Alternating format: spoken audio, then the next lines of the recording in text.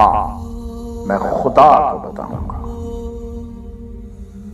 شکوہ نہ پہلے تھا نہ اب لبوں پہ لاؤں گا، ہاں میں خدا کو بتاؤں گا کہ میں جن کے لیے ڈٹا رہا، کبھی خاک میں کبھی خون میں اٹا رہا، اپنے گھر سے دور کئی ٹکڑوں میں بٹا رہا، وہ زمین پر جنازوں کا بھی کر نہ سکے احساس، لگا کے اونچی آواز نوچتے رہے میرا لباس، کاش کر لیتے تھوڑا لحاظ۔ ہر تکلیف کا حال سناؤں گا، ہاں میں خدا کو بتاؤں گا۔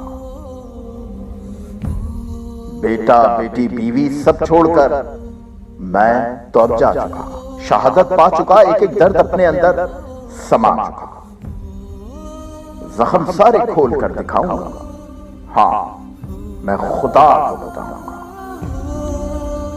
جنازوں سے لپٹی ماؤں کو دیکھ کر کرتے رہے تم ذہنی عیاشی، ہر وقت کی جھوٹی الزام تراشی، جوانی میں بیوہ ہونے والی بیٹیوں کی دل خراشی، چہرہ کوئی بھول نہ پاؤں گا، ہاں میں خدا کو بتاؤں گا۔